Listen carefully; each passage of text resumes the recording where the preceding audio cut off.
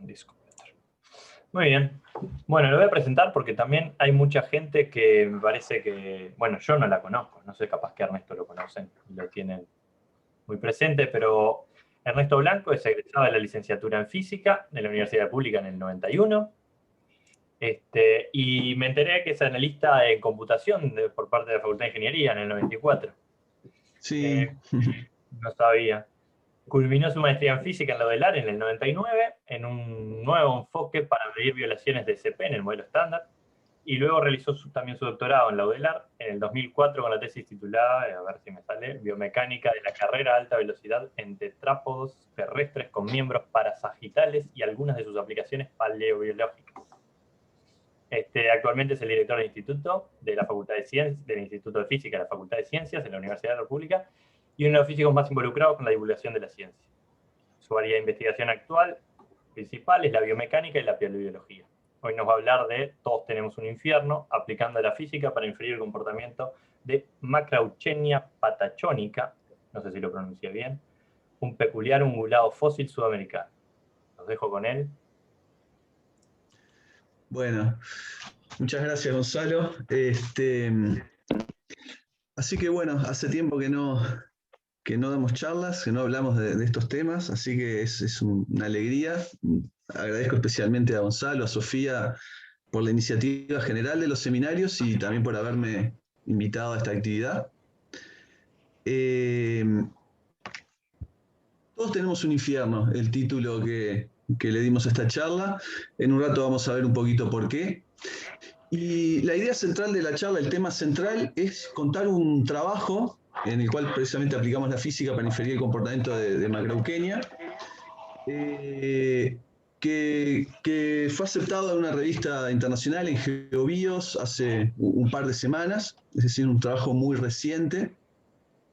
Y ese es el centro de la charla, pero también quiero generar algunas reflexiones sobre mi historia particular con el estudio de este animal, que nos va a llevar a algunas reflexiones sobre las características de lo que es una carrera científica, sobre los errores en la ciencia, la importancia de los errores, sobre las características peculiares de la ciencia como disciplina, a través de este ejemplo.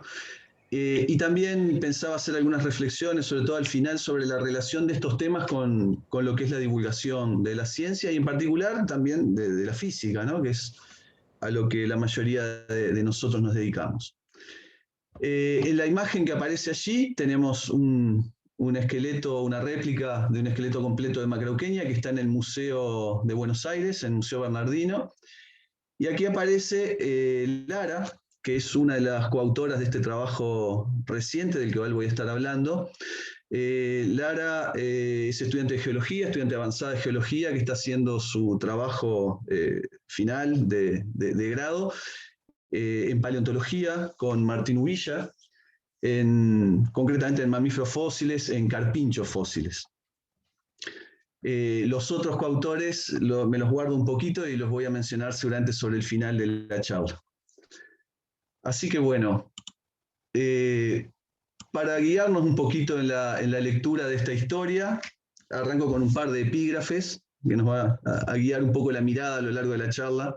Uno de William Blake, Proverbios del Infierno, que dice, espera veneno del agua estancada. Y el otro de Dr. House, aquel doctor de ficción, de aquella serie tan popular, que frente a un proverbio usual en medicina, que es que si se escuchan cascos, lo primero que hay que pensar es en caballos, es decir, siempre buscar la solución más evidente o más directa a la hora de analizar síntomas, por ejemplo. House decía, busco cebras, porque los otros médicos ya han descartado los caballos. Así que bueno,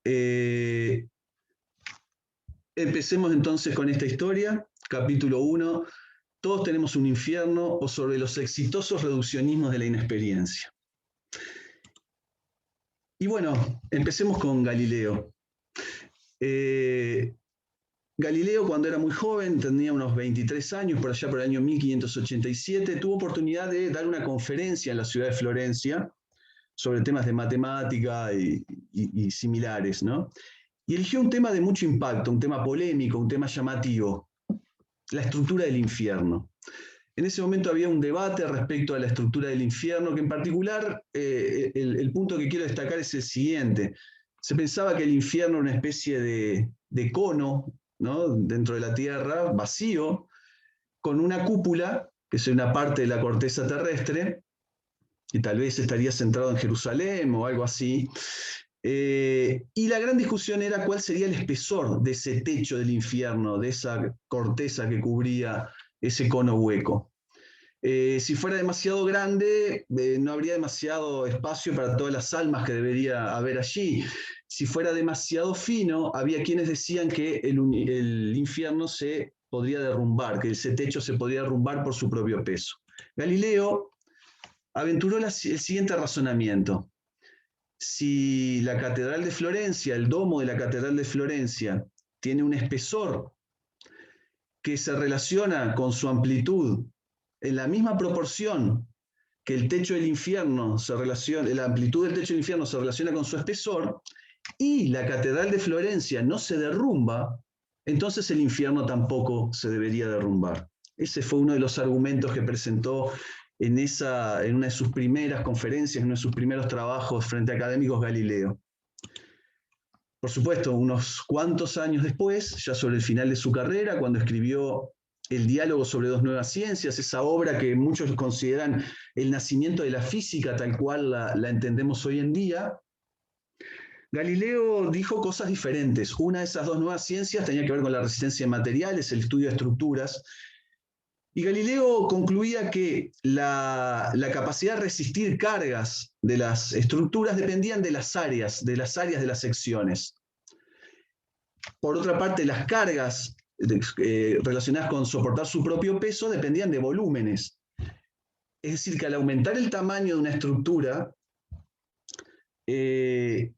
los volúmenes, las cargas, van a crecer más rápido que la capacidad de resistir. Las cargas van a crecer como el cubo de las dimensiones lineales, mientras que la capacidad de resistir crece como el cuadrado. Por lo tanto, a medida que una estructura se va haciendo más grande, se hace menos resistente. Incluso aventuró un ejemplo biológico. Los huesos largos de un animal, de un vertebrado, a medida que los animales se van haciendo cada vez más grandes, deberían ser desproporcionadamente anchos para poder seguir resistiendo el propio peso del animal. Es decir que una cosa que me gusta decir, así como Galileo, podríamos decir el primer físico en el sentido actual, también fue el primer biomecánico. Y estas dos nuevas ciencias se usaron inmediatamente para pensar también sobre animales y sobre biomecánica. Pero el aspecto que quiero enfatizar acá es otro, es el error. Galileo se pasó unos cuantos años sin mencionar el error que había cometido al hablar sobre la estructura del infierno. Pero eso lo llevó a corregir ese error, y probablemente aquella charla de juventud tan osada, con un tema tan polémico, fue el germen para que después se reflexionara sobre estos temas y terminara presentando esta obra sobre el final de su vida. Es decir, el error en ciencia es algo muy importante, incluso, y por eso este ejemplo, es una figura central de la historia de la ciencia. Y yendo a historias más modestas, pero que pueden tener algunos ingredientes similares, es que vamos a empezar con mi primer intento, mi primer trabajo como investigador, digamos, ¿no?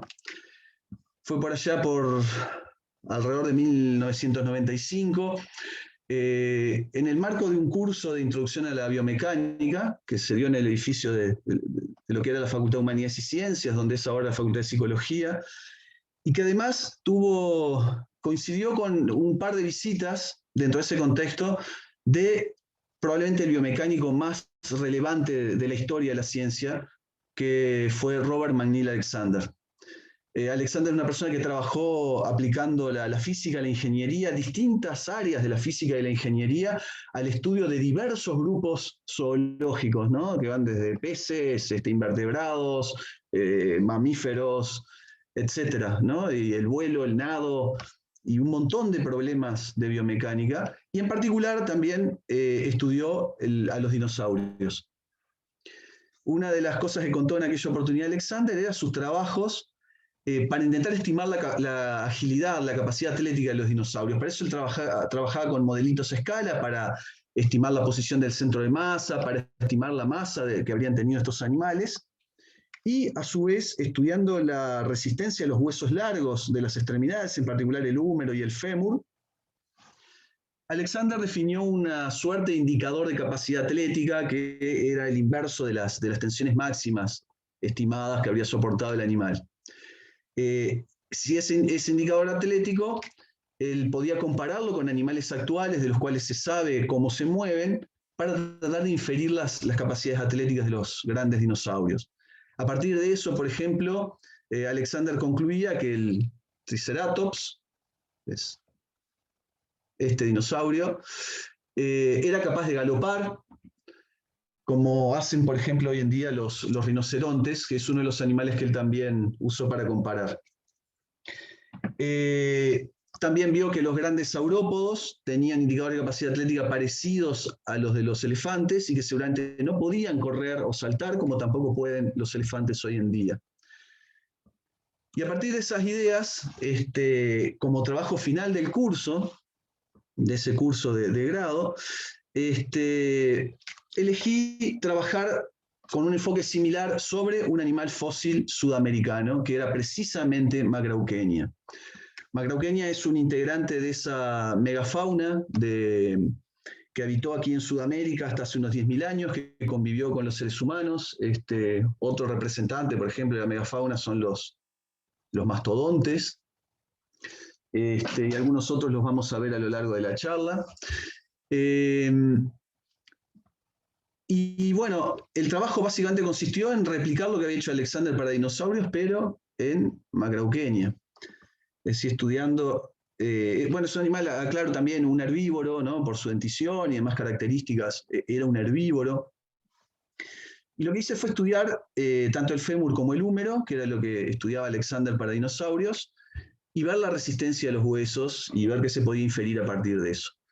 Y una cosa que me llamó la atención es que la resistencia de los huesos de Macrauchenia parecía ser mayor para flexiones en sentido transversal, es decir, perpendicular a la imagen, que en el sentido anteroposterior. Uno esperaría que en un animal corredor la resistencia en el sentido anteroposterior sería más importante que la transversal, y eso me pareció curioso.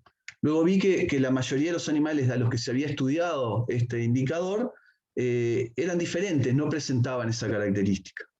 Por lo tanto, tenía una pregunta, una curiosidad. Y una pista vino también de una obra de Alexander, un libro de Alexander sobre locomoción, en el cual él hablaba de que una estrategia usual de algunos animales actuales para escapar de depredadores que son más rápidos, por ejemplo, pensemos el caso de una gacela y un guepardo. La gacela es más lenta que el guepardo. Para poder escapar no le alcanza con correr derecho para adelante. Una estrategia es cambiar bruscamente de dirección, es decir, hacer una trayectoria más bien circular o curva. Y en estas láminas, Alexander ilustra un aspecto importante de esto. Si consideramos que este punto C' fuera la presa, y este punto B' el depredador, que ya está muy cerca y a punto de atrapar a la presa, si la presa tiene una capacidad de realizar curvas más cerradas, va a iniciar esta trayectoria. El depredador va a intentar seguirlo también en una trayectoria curva, no lo va a poder hacer en forma tan cerrada.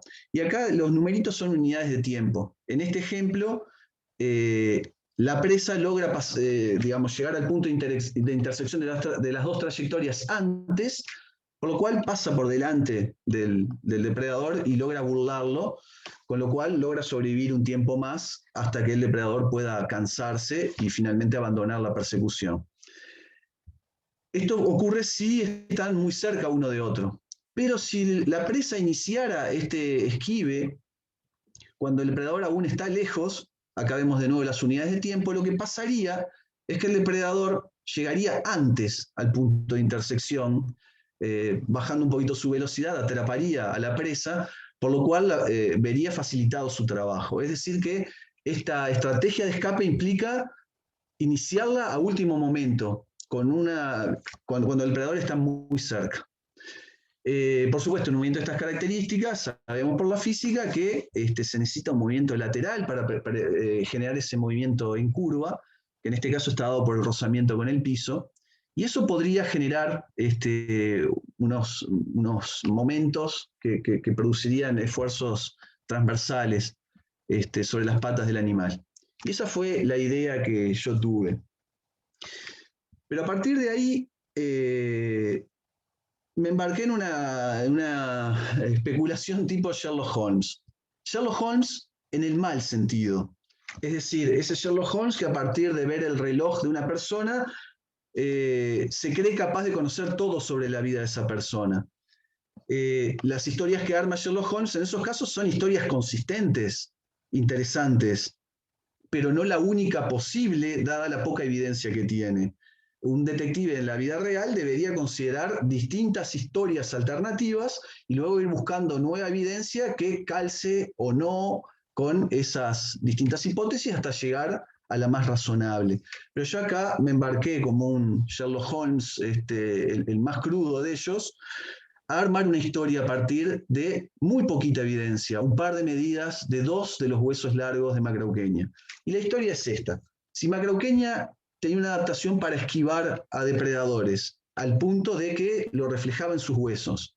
Eso quiere decir que había algún depredador que le perseguía con frecuencia. Por lo tanto, tal vez Macrauqueña fuera la presa favorita de ese depredador. ¿Cuál podría ser ese depredador? Bueno, en esta megafauna, el animal con el tamaño adecuado y las capacidades para atacar y capturar a un animal de 1 tonelada, como habría sido Macrauqueña, o sea, del tamaño de 2 caballos de carrera actuales, habría sido el dientes de sable. Entonces, tal vez el dientes de sable tenía como presa favorita a Macrauqueña. Si tenía como presa favorita a Macrauqueña, tenía que desarrollar alguna estrategia para no verse permanentemente burlado y esquivado por este otro animal. ¿Qué estrategia podría haber desarrollado? Y esta lámina nos da una idea: cazar en grupo. Cuando el dientes de sable que está más cerca logra ser burlado, el que viene más lejos ve favorecido su trabajo y logra capturar a Macrauqueña. Tenemos una historia imaginativa, linda, interesante, consistente, con un par de medidas sobre los huesos de Macrauqueña. Esto lo presenté muy contento, muy feliz, fue uno de mis primeros trabajos, fue el primer trabajo que presenté en un congreso. En algunos encuentros de paleontología. En esa época no era frecuente este tipo de especulaciones de biomecánica en paleontología, fue algo muy bien recibido. Pero bueno, ahora después les voy a contar qué pasó al intentar publicarlo en revistas internacionales. Pero antes de eso pasó algo muy lindo. Esto fue alrededor del año 2000, hubo un estreno mundial en Discovery Channel, una producción de Discovery Channel y la BBC, que se llamó Walking with Beasts, que trataba sobre mamíferos fósiles, y el episodio 5 era sobre los dientes de sable sudamericanos. Allí los productores se contactaron con personas que conocían estas ideas mías sobre Macrauqueña y decidieron representarlo. Acá tenemos como protagonistas de esta serie al dientes de sable y a Macrauqueña, que aparece aquí atrás. Y eso llevó a que representaran precisamente esta idea imaginativa que, bueno, que se me ocurrió en aquel momento. Lo que les voy a mostrar a continuación es brevemente la escena, el video de esa escena, para los que no lo conozcan.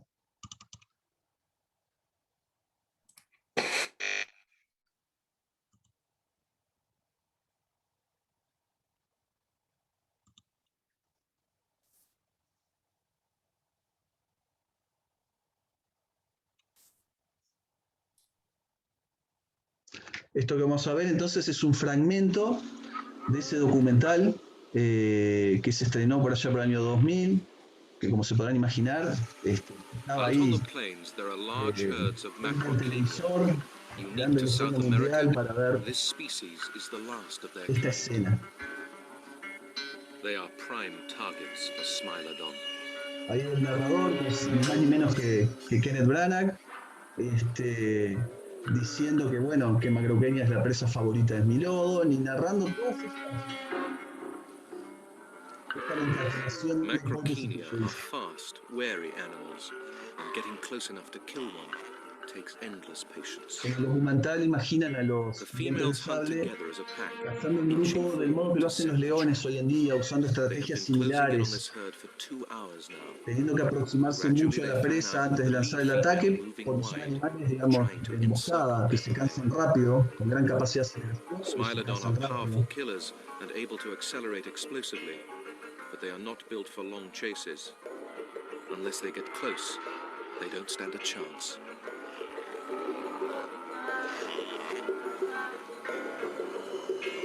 El documental combinaba animatronics, como estos que se ven ahora, con, digamos, imágenes producidas por computadora, ¿no? Eso es un animatronic. One false move, and they will have to start all over again.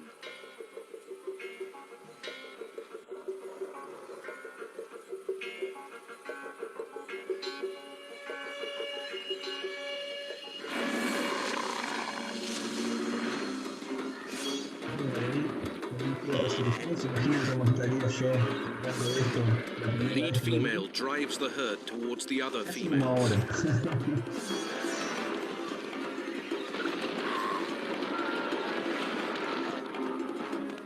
Esperando a ver qué iba a pasar. ¿Qué iban a mostrar?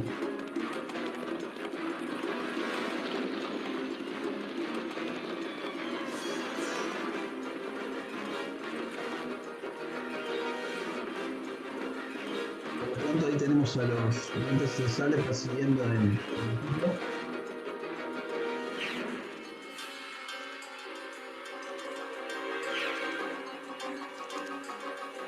Having chosen their target, the cats close in.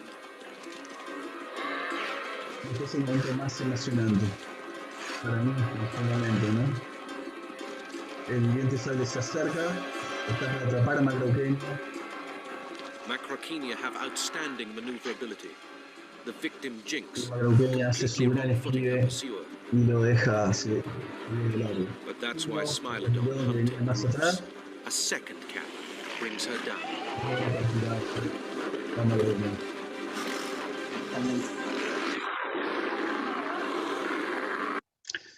Bueno.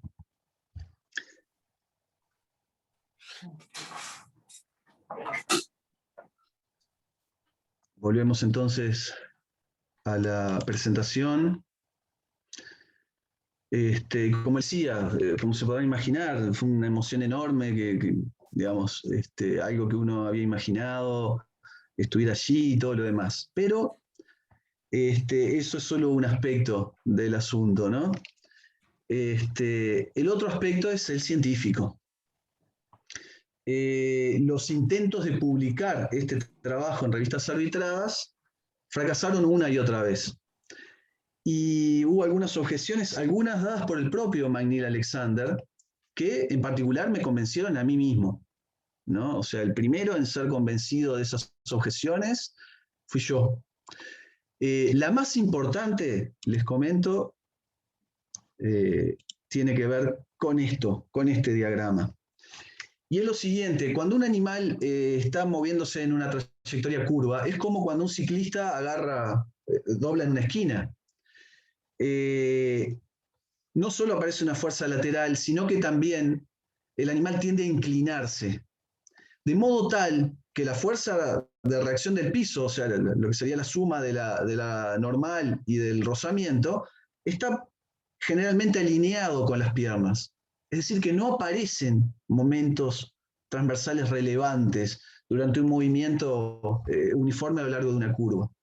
Y eso es un argumento muy fuerte. El otro tiene que ver con que los animales actuales que hacen este tipo de cosas no presentan un patrón claro en el mismo sentido de Macrauchenia. O sea, sus huesos no son más resistentes en sentido transversal. Y esos son argumentos muy fuertes y que a mí me convencieron de que lo que había hecho era una historia linda, pero consistente con los huesos de Macrauchenia. Nadie puede decir que eso no fuera posible, pero que los argumentos eran muy débiles como para hacer un trabajo científico. Sin embargo, bueno, los coautores que se sumaron a este trabajo consideraron que el trabajo valía la pena, que valía la pena insistir, quisieron defender los argumentos lo mejor posible, y finalmente, muchos años después, ya en el 2005, se terminó publicando en la revista Mediniana, que es una revista buena de paleontología.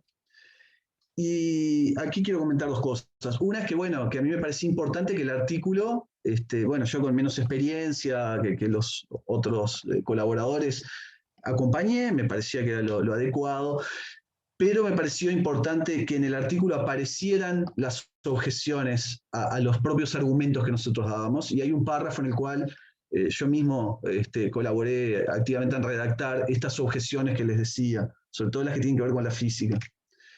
Y eso es algo, me parece interesante, y que en general es saludable hacer en los artículos científicos que uno escribe, ¿no? Explícitamente presentar también los contraargumentos en caso de que los haya, ¿no? Y lo otro que quería comentar en este punto que es curioso, ¿no? Que es que en esta disciplina, en las especulaciones sobre paleobiología y sobre todo de animales sudamericanos, es una gran responsabilidad publicar algo como esto. ¿Por qué? Porque hay pocos trabajos en este sentido. La paleontología sudamericana es extraordinaria en cuanto a sus hallazgos, en cuanto al el estudio anatómico, taxonómico, etcétera, de las especies que se encuentran aquí. Pero no es tan frecuente los trabajos paleobiológicos, es decir, que traten de inferir los hábitos y costumbres de los animales. Entonces, un trabajo como este sigue siendo al día de hoy, casi, falta lo que vamos a ver en un rato, pero casi es al día de hoy, el principal trabajo sobre paleobiología de Macrauqueña. Uno va a cualquier fuente de divulgación científica, va a Wikipedia, va a cualquier youtuber que haga divulgación sobre Macrauqueña, y lo que dicen es que Macrauqueña era muy bueno cambiando de dirección y que esquivaba los dientes de sable, etcétera, etcétera, etcétera. ¿Por qué? Porque es el único trabajo que hay sobre esto. Si uno tuviera una idea tan osada en otros campos de la física, pienso en física de partículas, por ejemplo, en el cual en algún momento trabajé, al otro día salen 10 trabajos sobre el mismo tema y bueno, es mucho más difícil que una idea débil se mantenga. Acá suele pasar esto, este es un ejemplo, pero hay muchos otros. Por lo tanto, implica una responsabilidad muy grande. Y bueno, si uno busca en internet, encuentra cantidad de escenas representadas por artistas, por aficionados, de batallas campales entre Milón y Macrauqueña, inspirada en esas ideas. Acá incluso este es uno de los principales paleoartistas a nivel mundial, Mauricio Antón, es un individuo extraordinario, también representa una escena ahí que junta a estos protagonistas. Obviamente es un orgullo, es una alegría, pero también es una responsabilidad, como decía Spider-Man, ¿no? Acá tenemos otro ejemplo de representación de estas imágenes. Así que bueno, vamos un paso más a hablar de lo que es el centro de lo que tenemos para hoy. Proverbios del infierno, o sobre cómo conseguir más evidencia anatómica y profundizar los análisis teóricos. Una de las cosas que a mí más me quedó pendiente de ese trabajo es que Macrauqueña tiene un montón de peculiaridades. Es un animal extraordinariamente extraño para los estándares de los animales actuales, pero también de los animales fósiles. Y nuestro trabajo solo tomaba en cuenta una pequeña peculiaridad. Yo tenía la sensación fuerte de que, como debería ser un buen detective, todas las piezas de evidencia, y sobre todo todas aquellas piezas de evidencia extrañas, anormales, deberían calzar en una única historia. Y en ese sentido les comento cuáles son las peculiaridades anatómicas de Macrauqueña. Una es un cuello extraordinariamente largo.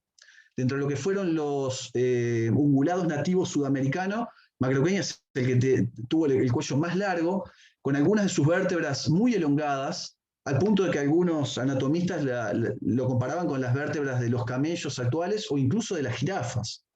Es un cuello extraordinariamente largo, llamativamente largo, un cráneo grande, con una dentición completa, que eso no es muy frecuente en ungulados, es otra característica que después veremos, nos puede decir alguna cosa, y algo que es increíble, la posición de la apertura nasal. Los animales tienen, esto es un cráneo visto desde arriba, normalmente tienen la apertura nasal aquí adelante. macroquenia lo tiene acá arriba, ¿no? Como si fuera la parte de arriba de la cabeza. Esto en mamíferos actuales solo es así en los cetáceos, que tiene ahí arriba el espiráculo para respirar. Incluso aquí tiene unas sensaciones musculares que indican que ahí habría habido alguna estructura de tejido blando, musculosa, asociada a esta apertura ubicada allí. Esto es lo que ha llevado a muchas representaciones con una trompa, como las que vimos en el documental y demás. Estas son cosas muy raras, que deberían indicarnos cosas sobre sus hábitos particulares. Y lo otro son las patas, pero globalmente. No solo la resistencia de sus huesos principales, sino globalmente son muy raras, al punto que yo hablaría de que prácticamente Macrauchenia es un hipogrifo. Nosotros nos gustaba hablar internamente durante este trabajo del efecto hipogrifo. No parece muy obvio para alguien que no sepa algunas cosas de anatomía, por eso en un ratito voy a explicar por qué hablamos de efecto hipogrifo, pero básicamente la pata de atrás, que es esta, parece de un animal, y la pata de adelante parece de otro, como un hipogrifo mitológico. Y esto tenemos que explicarlo un poco. Para entender por qué eso es tan raro para alguien que sepa un poco nomás de anatomía comparada, de anatomía funcional, les voy a contar algunas cosas que tienen que ver con las adaptaciones para la carrera en animales actuales. El caballo es el ejemplo tradicional, ¿no? Un animal rápido y resistente, es decir, que puede correr a alta velocidad durante bastante tiempo. ¿Qué tipo de adaptaciones se necesitan para eso? Bueno, una es que los huesos más proximales, más cercanos al cuerpo, el húmero, el fémur, tienden a ser muy cortos. Los huesos más distales, el radio, los carpos, metacarpos, falanges o la tibia, tarsos, metatarsos, etc., tienden a ser muy largos. ¿Por qué es esto? Bueno, primero, la elongación de los huesos más distales tienen que ver con tener una pierna larga que permita un largo de zancada mayor que permite correr más rápido. Pero también hay otro motivo que vamos a ver. El otro motivo tiene que ver con los músculos asociados. Esas proporciones hacen que los músculos más grandes, que están generalmente asociados con los huesos más proximales, estén muy cerca del cuerpo, de modo que la pierna sea muy liviana en su extremo, de forma a reducir el momento de inercia, de forma que la pierna se pueda mover en forma rápida. Ese es otro aspecto, digamos, de estas adaptaciones. Y otro detalle importantísimo de estas adaptaciones tiene que ver también con la economía de energía. Acá vamos a ver el ejemplo del gastrocnemio, que es el equivalente a nuestros gemelos, este músculo que va por atrás de la tibia nuestra y del caballo. Fíjense, las fibras musculares del gastrocnemio son muy cortas comparada con el nuestro, por ejemplo. Esta es la parte, digamos, de músculo, que es la parte que se contrae activamente, que es la parte que gasta energía. Esto es un tendón, el tendón de Aquiles. El tendón de Aquiles se comporta prácticamente como un resorte ideal de eso de nuestros cursos de física general básica. Es decir, devuelve prácticamente toda la energía que uno coloca en él en forma de deformación. Cuando un animal corre, en el momento de caer al piso, los tendones en general se estiran, acumulan energía elástica allí y luego se contraen pasivamente y devuelven esa energía cinética que se perdió durante la caída. Eso hace que la locomoción, digamos, usando este tipo de estructuras sea energéticamente muy, muy conveniente, ¿no? Es un mecanismo de ahorro de energía. La energía cinética que pierdo por un momento al caer al piso, la acumulo allí en forma de energía elástica y después la devuelvo como energía cinética. Y los músculos no necesitan hacer tanto gasto metabólico. Acá mostrando la musculatura externa del caballo, el otro era para ver esos detalles. Vemos nuevamente que la musculatura, digamos, está básicamente acumulada en la zona proximal, tiene muy poco músculo en la zona distal, sí tiene tendones, otros, además del que les mostré, muy largos, tanto en la pata de delante como en la de atrás, que contribuyen a la acumulación de energía elástica. Y los músculos tienen fibras relativamente cortas. Esto es llevado al extremo en algunos animales, por ejemplo el camello. Comparemos la pata delante del camello. Las fibras musculares de estos músculos son muy cortas y los tendones muy largos. Fíjense que en el caballo las fibras musculares son más largas Y lo mismo en la pata de atrás. Estas fibras musculares en el caballo son relativamente largas, en el camello son aún más cortas, ¿no? O sea, el camello es un animal que por el ambiente en que vive, de escasez de recursos, tanto de agua como de alimentos, tiene que recorrer largas distancias en forma muy económica. Por lo tanto, prácticamente es una pelota que va rebotando, o un resorte que va rebotando y que gasta muy poca energía. Eso hace que sea muy malo para acelerar, pero una vez que alcanza una cierta velocidad, lo hace en forma muy económica. Y estas adaptaciones, como acabamos de ver, implican que los huesos más distales sean largos para que estén asociados con tendones finos y largos que se deformen mucho y puedan acumular energía elástica. Es decir, que ahí tenemos un tipo de adaptaciones para la carrera, típico de los ungulados, caballos, camellos, etc. Pero hay otro tipo de animal, ese que aparece ahí, es esto, es un oso, que son los carnívoros, que también tienen adaptaciones especiales para la locomoción, pero en otro sentido.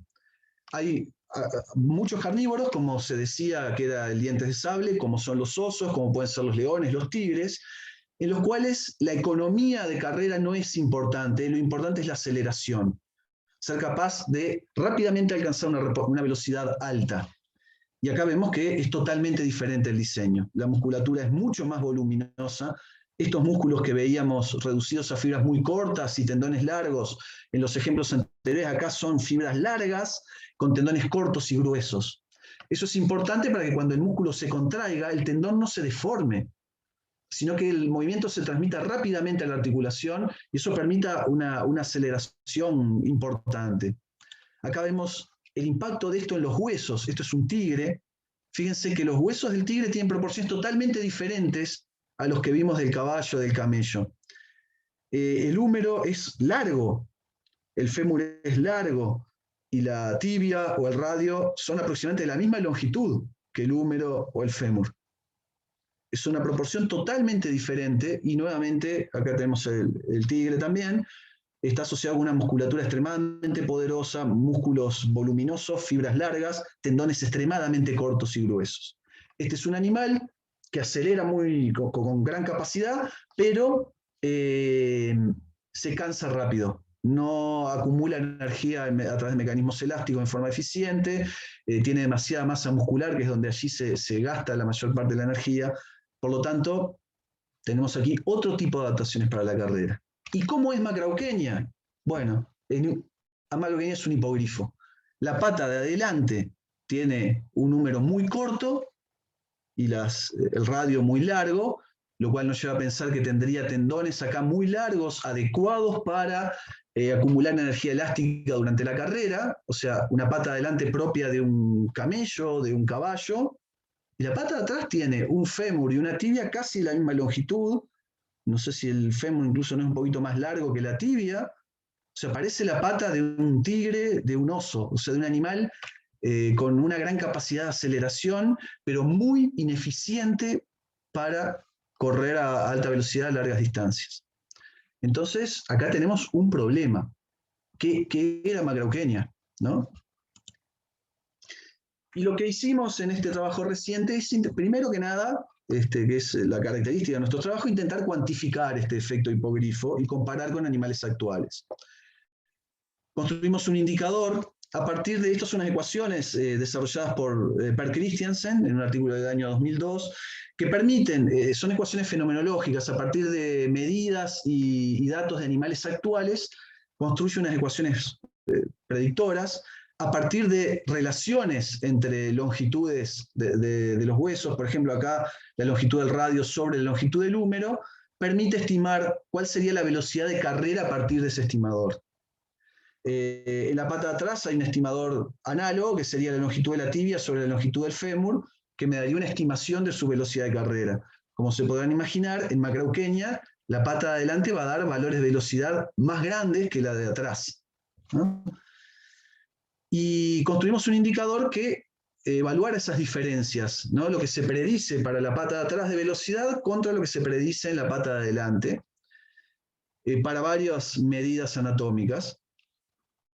Y lo que vemos es que ese indicador, que podríamos llamar indicador hipogrifo, en inglés era indicador de diferencias entre forelimb y hind limb, pata adelante y pata de atrás. Lo que ocurre es que, comparado con una muestra muy amplia de más de 70 especies de animales actuales de gran tamaño, corredores, Macrauquenia está a 4 desvíos estándar de la media. Es decir, es un animal que es altamente improbable que exista algo así en cuanto a la asimetría entre sus patas de atrás y las de adelante.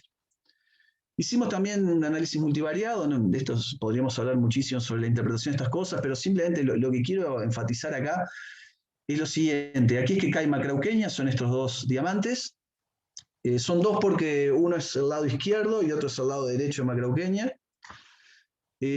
Acá lo que se grafica es a partir de todas las velocidades, o sea, como que cada animal fuera un vector representado por las estimaciones de todas las velocidades que calculamos. Y lo que se ve es que los círculos son los carnívoros, acá tenemos algunos osos, acá tenemos la hiena, que esta es la hiena manchada, es esta. Ahora después vamos a mostrar alguna imagen. La hiena manchada es el animal que queda más cerca de Macrauquenia en este análisis multivariado. Y Macrauquenia queda curiosamente muy cerca de los carnívoros. Los perisodáctilos, que son los caballos, que están por aquí, son las cruces, y también los rinocerontes. Y luego los asteriscos son los artiodáctilos, camellos, jirafas, antílopes, ciervos, etc. Que son todos estos. Lo que vemos es que Macrauquenia queda por fuera de todos esos grupos y que además queda muy cerca de los carnívoros y en particular de la hiena manchada, algo que en un rato vamos a comentar. Así que bueno, tenemos las rarezas de Macrauquenia. Es muy raro y acá hay algo para entender, que va más allá de lo que habíamos hecho por el año 95. Persiguiendo cebras o sobre el valor motivacional de las anomalías. Para tratar de entender estas anomalías, voy a tener que explicar algunas cositas de biomecánica de la carrera, de la locomoción a alta velocidad. Cuando un animal se mueve a alta velocidad, un vertebrado terrestre, generalmente tiene una fase aérea, una fase en la cual las 4 patas no están haciendo contacto con el piso. Y en algún momento cada una de sus 4 patas va a tomar contacto con el piso y luego se va a volver a despegar. Estas fuerzas, las que aparecen como líneas continuas, esta es la fuerza medida en unidades del peso corporal de un animal. Este otro eje es el tiempo, ¿no? O sea, el tiempo durante el cual el pie está apoyado, la fuerza de reacción del piso sería esta. Las gráficas, como les digo, sólidas, es la fuerza vertical. Esta es la pata de adelante, fore, y hind es la pata de atrás de un animal. La fuerza aumenta hasta llegar a un cierto valor y luego disminuye cuando el animal empieza a despegar la pata del piso hasta llegar a 0 en el momento que se despega. Una cosa que tiene que ocurrir aquí para que las fuerzas y los momentos se equilibren a lo largo de un ciclo de carrera, de forma de generar un movimiento cíclico uniforme, es que si el animal tiene el peso más hacia adelante, el centro de masa desplazado hacia adelante, que es el caso de la mayoría de los mamíferos, ¿no? Un perro, un caballo, el propio Macrauquenia, tiene su centro de masa más hacia adelante. La fuerza máxima ejercida por las patas de delante contra el piso tiene que ser más grande durante la carrera que la de las patas de atrás, y en general también actúa durante más tiempo. El tiempo de contacto, fíjense, de la pata de adelante es más que el de la pata de atrás. Esto respecto a las fuerzas verticales. Respecto a las fuerzas horizontales pasa algo interesante, que es que, miren, por ejemplo, la pata de atrás. Primero hay una fase de frenado, perdón, la pata de adelante, ¿no? Fore. Hay primero una fase de frenado que en la gráfica se representa con un valor negativo de la fuerza. Esta línea punteada es la fuerza horizontal durante la carrera en la pata de adelante. Primero tiene un valor negativo que es frena. En el momento que el pie golpea contra el piso, se inicia una fuerza de frenado, luego esta fuerza se vuelve 0 y luego hay una fase de propulsión en la cual aparece una fuerza en la dirección del movimiento. Si miramos, estas gráficas no son simétricas. Por ejemplo, no se nota mucho capaz, ahora lo voy a ver en un momento, pero en la pata de adelante se ve que la fase de frenado es un poco más intensa que la de propulsión. Y en la pata de atrás al revés, por acá estaría el 0, fíjense que el frenado es muy poco, y la pata de atrás casi todo lo que hace es propulsión.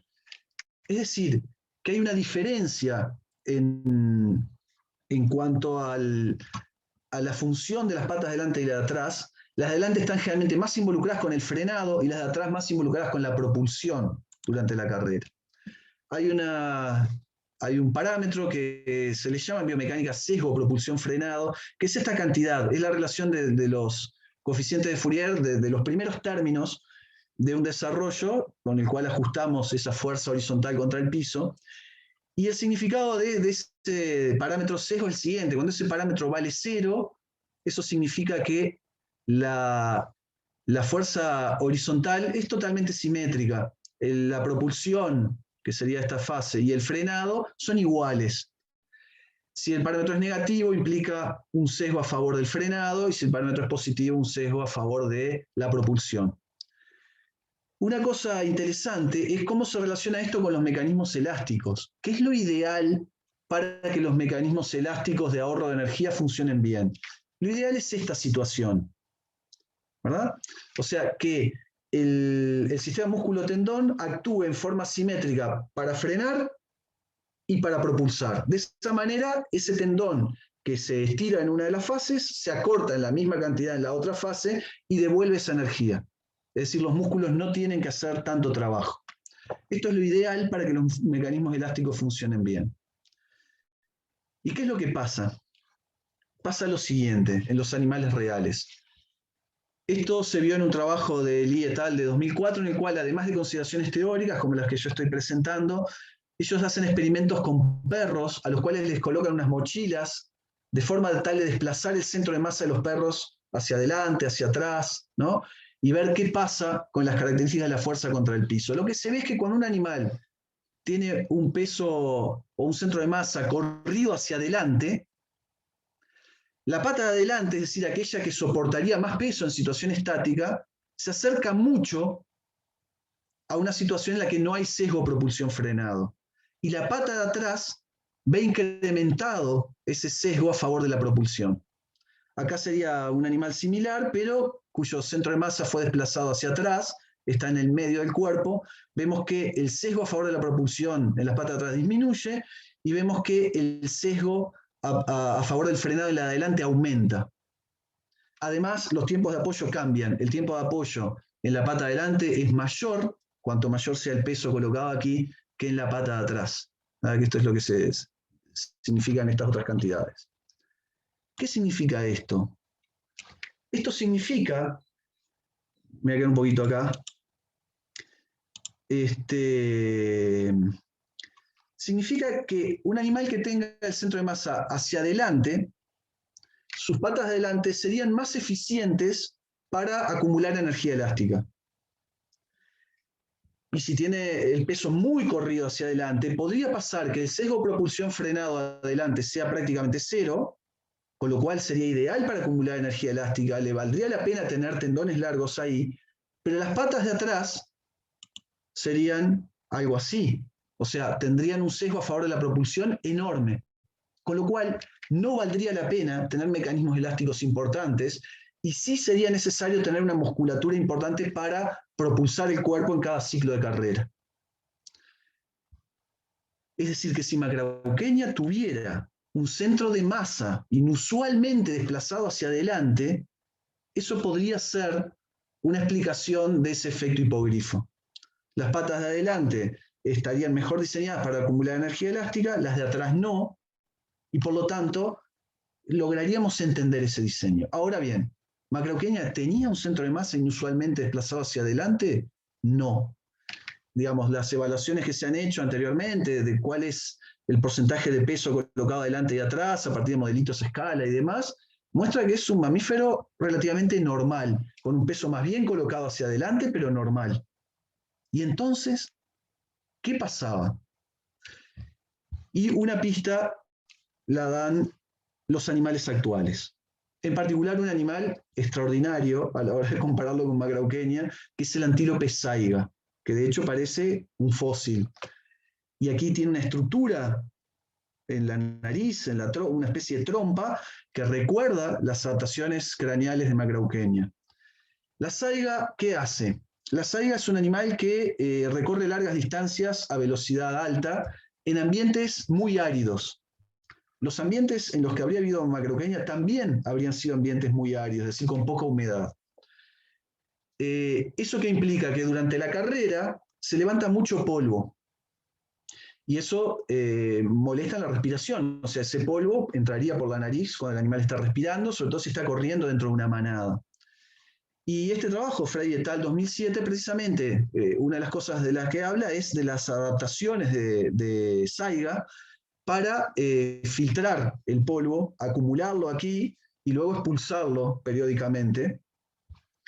Y esa sería una de las funciones principales de esta estructura tan llamativa. En el caso de saiga, este problema se ve agravado, hay otros animales que hacen migraciones en ambientes similares y no tienen esto, pero se ve agravado ¿por qué? Porque la saiga corre con el cuello en posición horizontal. La cabeza está en una posición muy baja. ¿Y eso por qué es? La explicación que dan en este trabajo, la explicación funcional, anatómica, es que eso permite que la musculatura del cuello libere al omóplato, la escápula, el hueso que nosotros llamamos omóplato, que está aquí, para que también se pueda mover y aumentar la longitud de zancada y generar una locomoción más eficiente. Macrauqueña seguramente habría necesitado mucho mover la escápula porque tenía un número extremadamente corto. Y para generar zancadas largas, seguramente también necesitaba mover mucho la escápula. O sea, hay muchas similitudes entre estos dos animales. El punto es, podríamos decir eso, que tal vez Macrauqueña corría como la saiga, con el cuello horizontal, tenía ese problema, digamos, de que le entraba polvo, entonces necesitaba toda esa estructura allí arriba para filtrar el polvo, etcétera, etcétera, liberaba el movimiento de la escápula, etcétera, etcétera. Pero la saiga, ¿tiene los huesos como Macrauqueña? No, para nada. Precisamente cuando vimos en el análisis multivariado, la saiga es un artiodáctilo normal que cae dentro de aquellos asteriscos que vimos muy lejos de Macrauqueña. Sus huesos no son llamativos. Pero eso es esperable, porque saiga no tiene un cuello tan largo como Macrauqueña. Su centro de masa seguramente, aún con el cuello extendido, esté en una posición razonable. Pero Macrauqueña tiene un cuello muy largo, una cabeza muy grande y pesada, y correr con la cabeza en posición horizontal habría generado un desplazamiento muy importante del centro de masa hacia adelante, inusual para cualquier animal que conozcamos. El otro ejemplo es la hiena, que sí tenía huesos que se parecían en sus características generales a los de Macrauqueña. La hiena, por otro motivo, desplaza su centro de masa muy hacia adelante. Tiene un cuello que es extremadamente largo para lo que es un carnívoro. Es una de sus características anatómicas más salientes. Suele correr con la cabeza en posición horizontal también, pero además suele cargar peso en su boca, ¿no? Lleva sus presas o pedazos de sus presas, las puede transportar durante largas distancias mientras trota o galopa. Y eso, este trabajo de Spur y Bettelman en 1985 estudia precisamente la biomecánica de la locomoción de hienas. No las ponen en plataformas de fuerza, digamos, como para corroborar todo lo que yo dije antes, pero sí miden los tiempos de apoyo y se ve que los tiempos de apoyo de las patas de adelante son bastante más grandes que los de atrás, y eso biomecánicamente implica todo lo otro, ¿no? Respecto a los sesgos, propulsión frenado, simetría de las gráficas, etc. Si bien no está medido directamente, es muy razonable pensar que en la hiena también pasa lo mismo, y justo es el animal que más se parece a Macrauqueña. Podríamos pensar que Macrauqueña cargara algo en la boca. Nos parece altamente especulativo para un herbívoro, ¿no? Pero es una posibilidad que también se puede plantear, ¿no? Pero nosotros, a partir de toda esta evidencia, lo que planteamos es este escenario.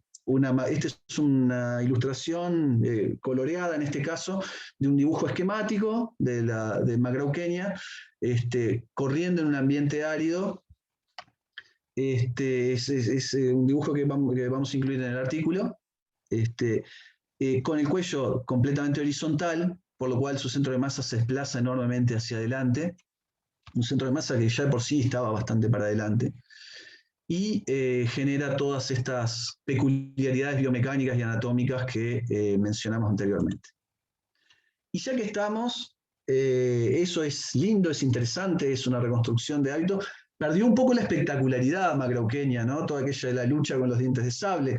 Pero hay una nota que mantiene un poco esa espectacularidad, que es que hay un animal que vive en un hábitat similar al que vivió Macrauqueña, que vivió también en la época de Macrauqueña, que son los guanacos, que también corren con la cabeza en posición horizontal, no todo el tiempo, no para migrar ni para correr largas distancias. Cuando hacen eso van con la cabeza en alto.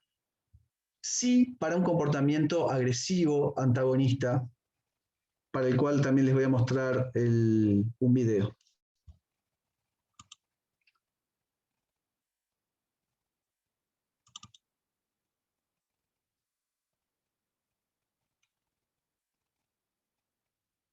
Es decir, que esto de correr con el cuello en posición horizontal y la cabeza baja, digamos, que probablemente era para migrar largas distancias, etc., es algo que podría haberle servido a Macrauqueña también para esto.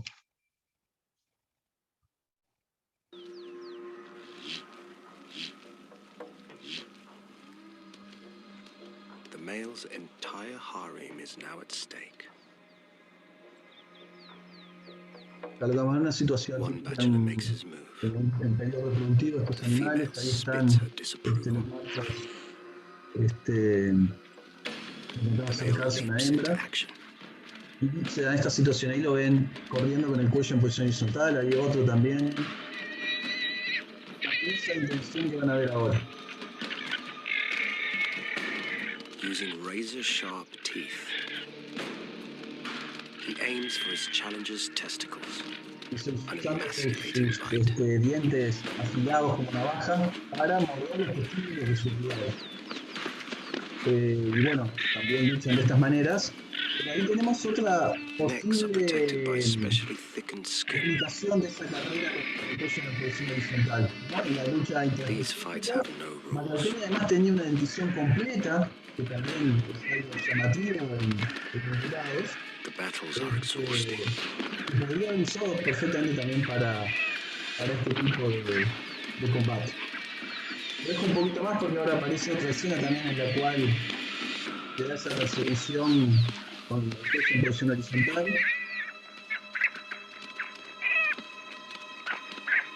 Ahí lo vemos buscando morder a su rival.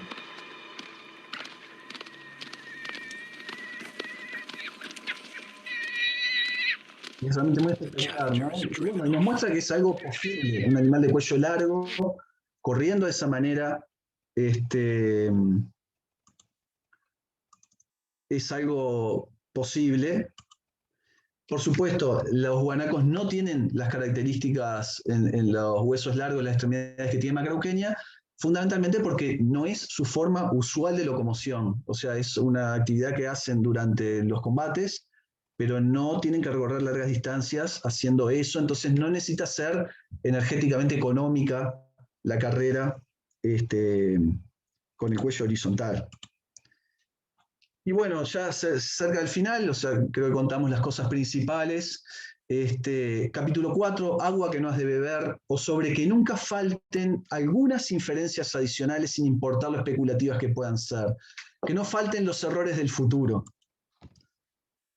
Y acá les comento rápidamente algunas cositas que sobre todo para una audiencia interesada por la física me parecía importante, por razones que van a ver. Una tiene que ver con la importancia de la aceleración. Macrauqueña mantiene unas patas traseras adecuadas para acelerar, para tener una propulsión eficiente. ¿Para qué le puede servir la aceleración a un herbívoro? Bueno, una opción evidente es para escapar de dientes de sable. Eso está claro. Para escapar de un depredador de emboscada es útil acelerar. Pero hay otra cosa que la quiero compartir porque es fruto de un modelo físico muy sencillo.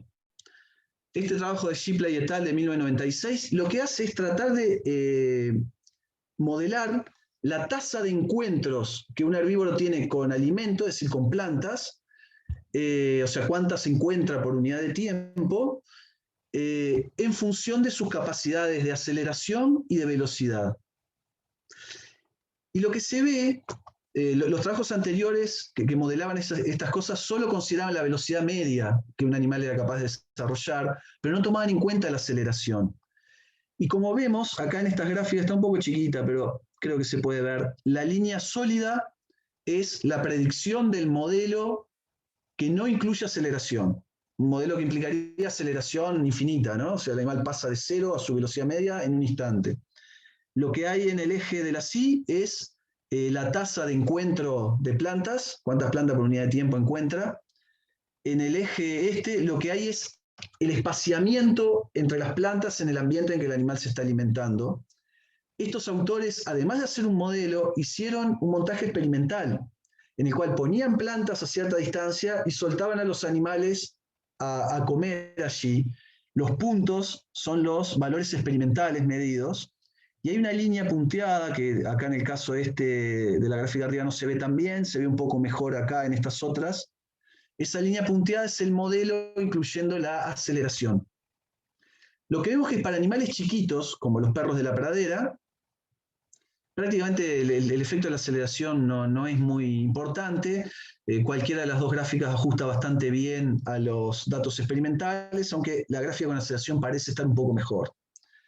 En el caso de un animal ya más grande, un ciervo de cola blanca, ¿no? Acá hay un ejemplar juvenil, este podría ser un adulto de ciervo de cola blanca macho. Ahí la diferencia ya es más notable. Es decir, que la aceleración sería importante para cubrir esta brecha entre la tasa de encuentro de alimento máxima posible y la lograda con la aceleración que el animal tiene. O sea, la aceleración, una mejora en la capacidad de aceleración, produciría una mejora en la tasa de encuentro. Y si el animal es más grande, este es un ciervo rojo, eso es más marcado aún, para distancias incluso entre las plantas de unos 4 metros. Para Macrauchenia, un animal de 1 tonelada, estamos hablando de un animal 4 veces más grande que un ciervo rojo, esto seguramente sería aún más importante. Y si tomamos en cuenta un ambiente con no demasiados recursos, como podría haber sido algunos de los ambientes en que habitó Macrauchenia, aumentar la tasa de encuentro con alimento es algo muy importante. Por lo tanto, la aceleración podría ser una adaptación en este sentido. Es una idea especulativa, pero interesante, y que bueno, en este tipo de trabajos de inferencia paleontológica siempre es muy saludable, además de la hipótesis principal, proponer otras ideas, ¿no? Distintas historias alternativas. La otra es respecto a una especulación respecto al uso del hábitat y el comportamiento grupal. Hay un trabajo de Clancy Croft del 91, que es un trabajo que es un metaanálisis de comportamiento de ungulados, tanto en uso de hábitat como comportamiento grupal, y de canguros, macropódidos. Y ve que estos animales tienen un comportamiento muy distinto en cuanto a uso del hábitat y comportamiento grupal, y lo asocian con las características de la locomoción, las características biomecánicas y energéticas de la locomoción. Esas características, casualmente, en el año 2006, como resultado de mi tesis de doctorado, que fue dirigida por Rodolfo Gambini, tuve el enorme honor, además de que Rodolfo trabajara conmigo en el doctorado, publicar con Rodolfo en el Journal of Theoretical Biology un trabajo en el cual, entre otras cosas, un trabajo realmente muy interesante desde el punto de vista teórico de la energética de la locomoción, en el cual simulamos los costos energéticos de carrera, tomando en cuenta los costos involucrados con la contracción muscular y también los ahorros vinculados con los tendones y el ahorro de energía elástica que se produce allí. Y uno de los puntos, no el único, pero uno, el que voy a destacar hoy, de este trabajo, es la comparación de los canguros y los ungulados. Y los canguros y los ungulados, ambos son muy buenos desplazándose largas distancias en forma eficiente, pero la estrategia y la anatomía subyacente es totalmente diferente. En el caso de un ungulado, esto es una gráfica de tasa metabólica, es decir, energía por unidad de tiempo energía metabólica que el animal va gastando para moverse. Es una potencia, podría ser en watts, está en una unidad acá que es la unidad usual en este tipo de trabajos. Y esto es la velocidad, o sea, cuánto gasta por unidad de tiempo un animal a medida que su velocidad va aumentando. Un ungulado pasa esto, algo que nosotros podemos hasta sentir en nuestro cuerpo. Cuanto más rápido corro, más me agito, más energía por unidad de tiempo necesito. Mi corazón tiene que latir más rápido, tengo que respirar más rápido, mis músculos se van cansando. Esto es lo usual. Y los canguros presentan una característica muy extraña que hasta ese momento se conocía experimentalmente, pero no había una explicación teórica como la que nosotros dimos. Estos son resultados de modelo teórico, ¿no? El canguro son los cuadrados estos rosados, y lo que ocurre es que cuanto más rápido se mueve, o sea, a velocidades bajas no es muy eficiente, pero cuanto más rápido se mueve, no solo no se agita más, sino que incluso se agita un poquito menos, gasta un poquito menos de energía por unidad de tiempo. ¿Cómo se entiende esto? Por las características de los tendones. Los ungulados tienen tendones largos y finos, que ya de pique se empiezan a deformar un montón y acumulan energía elástica, lo cual los hace muy eficientes a velocidades bajas. Pero cuando la velocidad se hace muy alta, esos tendones empiezan a moverse como locos, en forma desincronizada con el ciclo de marcha, y el músculo tiene que moverse a una velocidad muy rápida, en un estado muy ineficiente, y gasta una energía enorme. Esa es la característica de los ungulados. El canguro tiene tendones cortos y gruesos en comparación con la del ungulado, que solo empiezan a funcionar para ahorrar energía elástica a velocidades altas. A velocidades bajas es muy ineficiente porque esos tendones no se deforman, no acumulan energía elástica, pero a velocidades suficientemente altas esos tendones empiezan a deformarse, a acumular energía elástica y a permitir una locomoción extraordinariamente eficiente. Estos dos animales son distintos. Un canguro no le sirve estar moviéndose lento de una planta a la otra y comer allí. A un canguro lo que le sirve es moverse de un lugar en que haya mucha densidad de alimento, ahí quedarse quieto, comer, y luego desplazarse a alta velocidad a otro lugar en que haya mucha densidad de alimento. A un ungulado le sirve estar todo el tiempo caminando, caminando y comiendo, caminando y comiendo. O sea, moverse a velocidad baja mientras va comiendo. Y eso implica un uso del hábitat diferente, eso implica una estructura de grupo diferente. Los canguros tienen grupos más pequeños para que en esos desplazamientos a zonas de alta densidad no haya tantos conflictos entre ellos por el alimento. Es decir, implica cosas bien distintas. ¿Y Macrauchenia cómo es? Macrauchenia es una mezcla de los dos. Macrauchenia tiene una pata de atrás parecida a la de un canguro y la de delante de un ungulado. ¿Qué es lo que le conviene a Macrauchenia? Correr en esta zona de velocidad. En aquel lugar, en aquella zona de velocidad, en un rango muy estrecho de velocidades, en las cuales la pata de adelante todavía no es ineficiente y la pata de atrás empieza a ser eficiente para ahorrar energía elástica. Seguramente Macrauchenia finalmente se comportara más como un canguro, es decir, no le sirviera moverse a baja velocidad entre los parches de alimento, sino hacerlo a una velocidad intermedia, y su cuello además le daría una posibilidad muy interesante, que es la de sin moverse, con ese cuello largo, moviéndolo, poder aprovechar, digamos, una zona de alimento relativamente densa. Eso se ha propuesto para otros animales de cuello largo, como los dinosaurios saurópodos y demás, que el cuello largo básicamente es una adaptación para la alimentación. Es decir que otra especulación es que Macrauchenia hubiera tenido un comportamiento grupal, un uso del hábitat más parecido al de un canguro que al de un ungulado. Capítulo 5. Fin casi, la cebra cruza la meta, o sobre aquello usualmente llamado conclusiones, que las pongo en inglés aquí.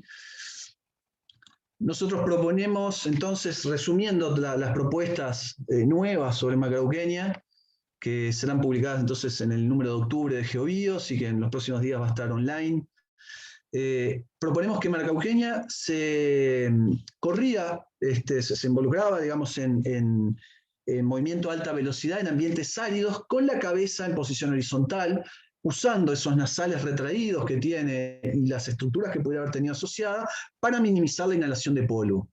Este modo de locomoción también sería útil para migraciones estacionales, pero también para la lucha entre machos al estilo de lo que hacen los guanacos. Otra conclusión, la biomecánica de sus patas probablemente también aumentaba la tasa de encuentro con alimento al mejorar su capacidad de aceleración. Otra, es que es posible que el diseño global biomecánico de Macrauqueña fuera bueno para aceleración y para mantener una velocidad eficiente de carrera alta, pero en un rango muy estrecho de velocidades, ¿no? No podía correr a velocidades ni muy bajas ni muy altas sin ser ineficiente. Especulamos que Macrauqueña probablemente concentraba entonces las actividades de forrajeo en áreas pequeñas y periódicamente se movía rápido a otras áreas de alimentación, todo esto por razones energéticas, ¿no? El cuello largo, en posición horizontal, también hubiera sido útil para alimentarse, aumentando de esa manera el volumen de espacio que el animal puede cubrir con su boca mientras su cuerpo se mantiene quieto. Y bueno, también que para evitar la competición de alimentos en esas situaciones, hiciera algo parecido a los canguros, es decir, formara grupos pequeños o que tuviera adaptaciones de comportamiento para coordinar el movimiento con otros animales de su especie. Epílogo, ya últimas cositas, o sobre epistemofilia, buenas historias, dinosaurios y divulgación de la ciencia. Como en este tipo de trabajo, a mí me da la sensación de que si bien acá lo estamos haciendo en un contexto orientado un poquito hacia lo técnico, pero como para que un público académico entienda los temas, son temas que se pueden adaptar muy fácilmente a la divulgación científica. Generalmente son historias que tienen contenido, digamos, detectivesco, de resolver un misterio. Alientan, digamos, promueven o apelan a nuestra epistemofilia, como lo hace la literatura, la narrativa. Generalmente se pueden construir el contar este tipo de trabajo de investigación se puede construir en forma narrativa, como una historia, del modo que de algún modo intenté hacer en esta charla. Y además involucra eso que llamamos dinosaurios, digamos, ¿no? Es decir, animales extinguidos que resultan muy interesantes para el público en general, sin duda, pero muy especialmente para los niños y para los jóvenes, ¿no? Y un factor adicional que me parece que tiene todo esto desde el punto de vista de la divulgación es que permite divulgar la física, las ideas básicas de la física, de mecánica clásica, de mecánica de fluidos, de acústica y otras, a través del ejemplo de los dinosaurios, ¿no? A un público que inicialmente no estaría interesado en esas cosas. Creo que es un mecanismo, por lo tanto, de divulgación de la física particularmente interesante. Y bueno, en ese sentido, hemos hecho algunas cosas, ya muchos de ustedes sabrán, simplemente lo pongo como ejemplo, de la serie Paleodetectives, orientamos a niños, que era una ficción, pero una ficción que recreaba los trabajos de investigación que realmente nosotros hacíamos, sobre todo en la primera temporada se trataba de eso, y en el cual aparece la física como un protagonista importante de esas historias de dinosaurios, ¿no? Así que bueno, esa es otra característica de estas investigaciones o de estos trabajos que quería destacar. Y bueno, mencionar a estas dos personas, Washington y Andrés, que son los otros dos coautores de este trabajo nuevo que les acabo de comentar. Y con esto se completa el equipo de los 4 coautores.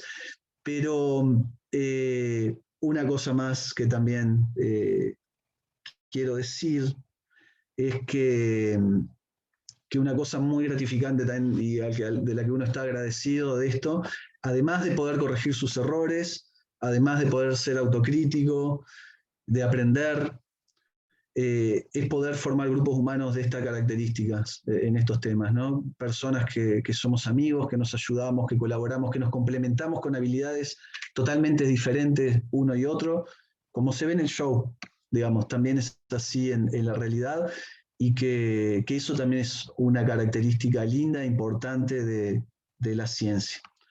Así que bueno, sin mucho más, muchas gracias. Buenísimo, Ernesto. Muchas gracias. Bueno. Bueno,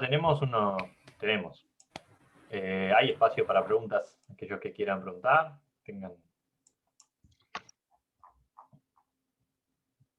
siéntanse libres de levantar la mano. Martín Farina, dale nomás. Sí, ¿qué tal? En principio, Ernesto, te felicito, esta charla estuvo buenísima. No es muy común que cuando se traten estos temas se mire de manera tan amplia, ¿no? En general los paleontólogos solemos ser, en principio, sistemáticos y después lo que cae por deducción cae, pero está buenísimo que se aporte tanto desde otras ramas. Lo que sí, y me gustaría preguntarte, lo que noté es la ausencia de lo que podría ser una evidencia paleontológica. ¿Qué están diciendo las huellas fósiles de Macrauchenia respecto a esta biomecánica? ¿Las incorporaron en algún trabajo? Mira, Martín, primero te agradezco los- la pregunta y los comentarios que hiciste. Muchas gracias. Este, concretamente, sobre las huellas, no hay muchas huellas, ¿no?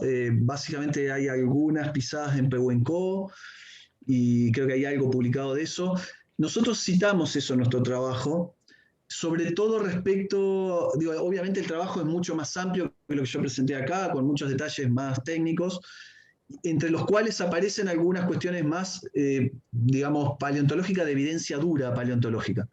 Mencionamos las huellas, sobre todo de las huellas no se puede decir mucho sobre, sobre cuestiones biomecánicas de las que estamos especulando aquí, pero sí se puede hablar de un apoyo más bien digitígrado, no tan ungulígrado, que es una de las cosas que en algún momento del trabajo discutimos y citamos un trabajo, digamos, de huellas al respecto, y así como algún análisis teórico de otros expertos en morfología.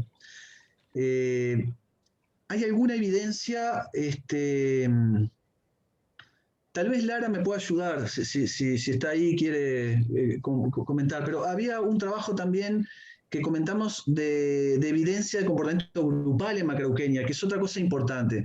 Digamos, si decimos que migraba en grupo y que se tiraban polvo encima unos y otros, es importante que haya una evidencia de comportamiento grupal. Creo que hay algún yacimiento, había un libro que era más bien de divulgación, pero que citaba algunos trabajos de geología, que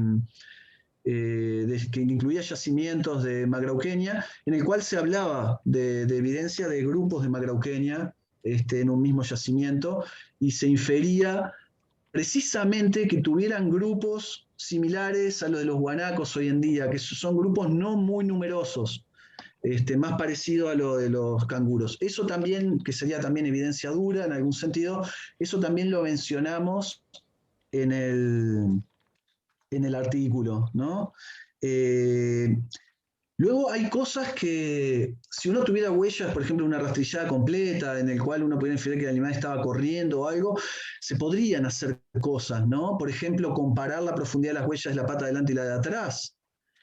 Si esto es cierto y corría con el cuello hacia adelante, uno esperaría que las huellas de la pata delante fueran bastante más profundas. Es complejo evaluar la presión contra el piso a partir de la profundidad de las huellas. No es algo simple de hacer, pero podría dar una indicación, aunque sea cualitativa, de que esto está en una buena dirección. Pero no hay algo así, digamos, ¿no? Unas huellas de Macrauchenia corriendo, pero podría haberlas en el futuro. Y ese es el diálogo que es interesante, Martín, con la gente que está trabajando en paleontología en forma más tradicional. Establecer algunas ideas, algunas sugerencias que luego puedan ser puestas a prueba y discutidas a partir de evidencia dura, ¿no? Y no creídas y comentadas como pasó de repente con el trabajo de 2005, ¿no? Sino que admitan la posibilidad de ser testeada a través de evidencia dura. Y yo creo que hay algunas de las cosas que nosotros planteamos que lo permiten, ¿no?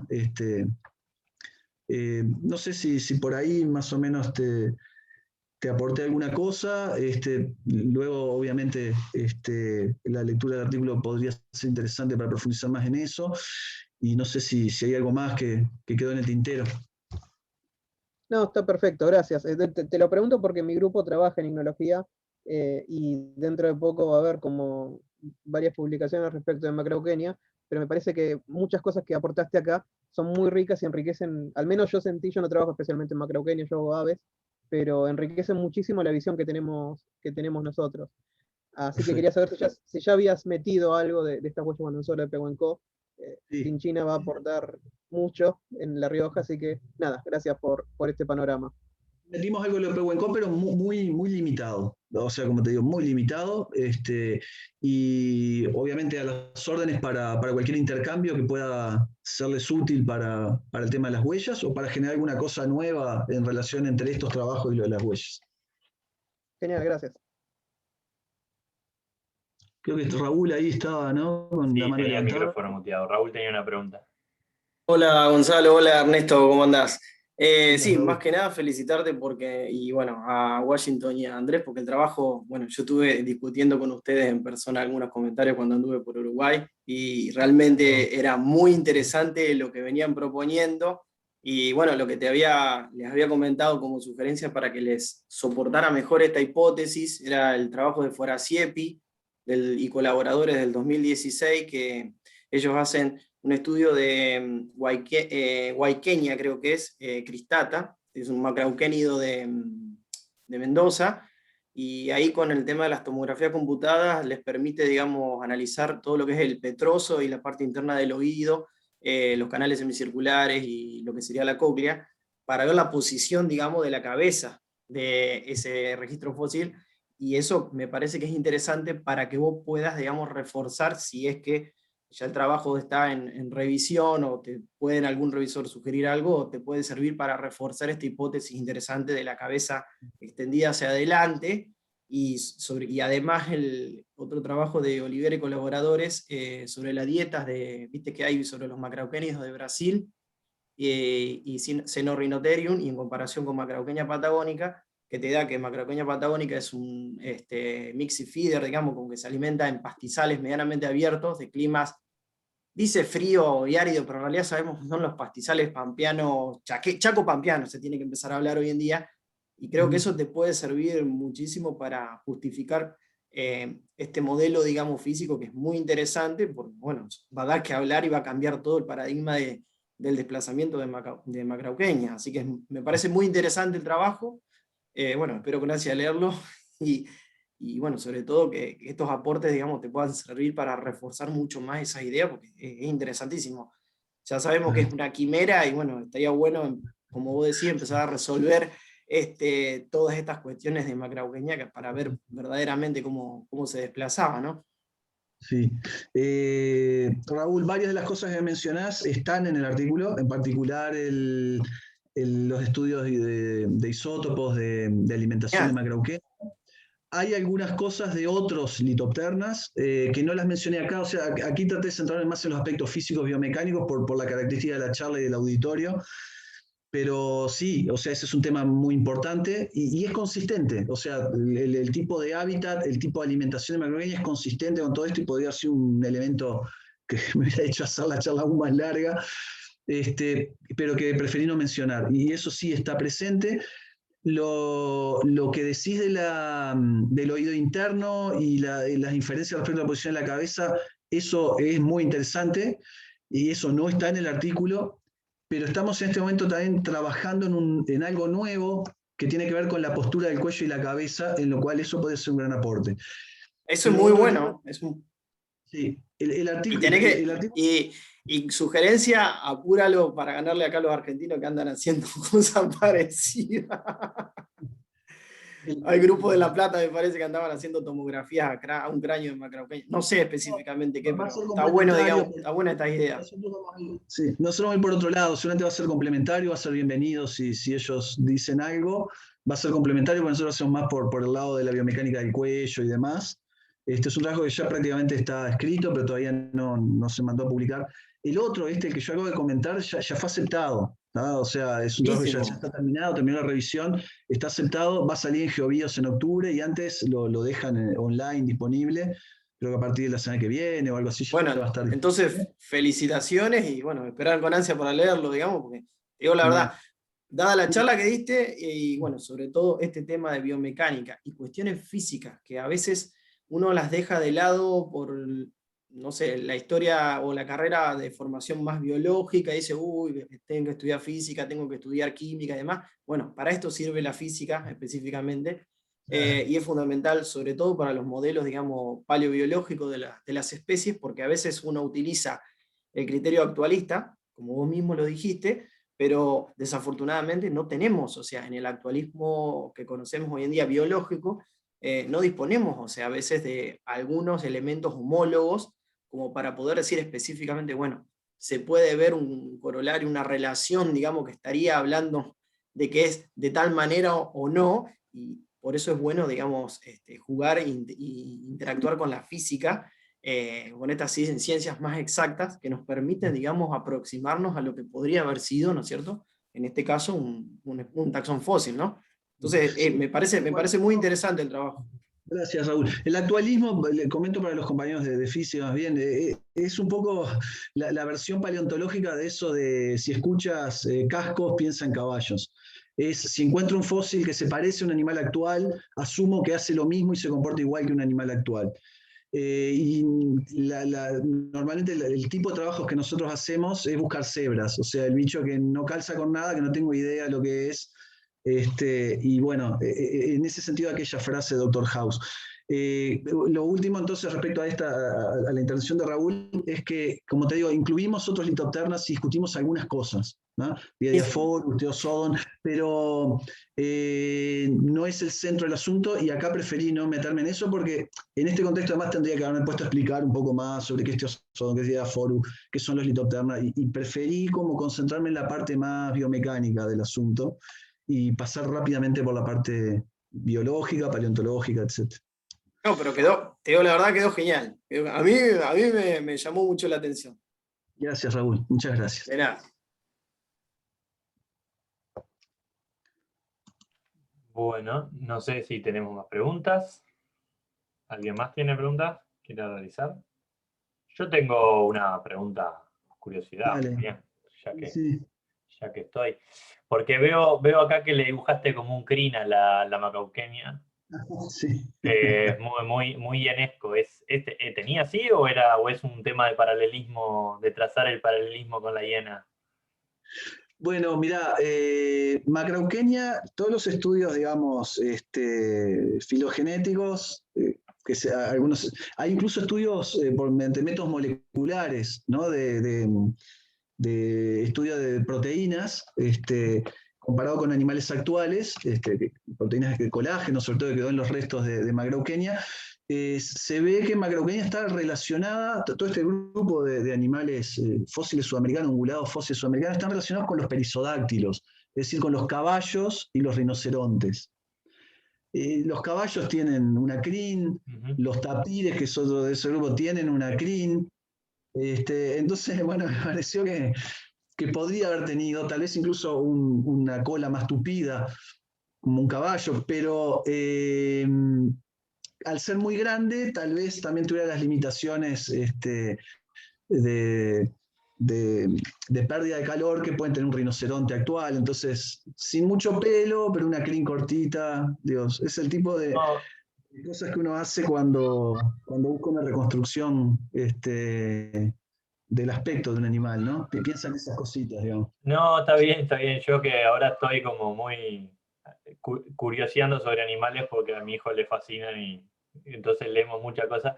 Y una de las cosas que leíamos era de característica de la hiena, la crin, y la cola como embajada, y la parte de abajo, que también como que queda un poco representada en ese dibujo. Por eso preguntaba si era como a propósito buscando eso.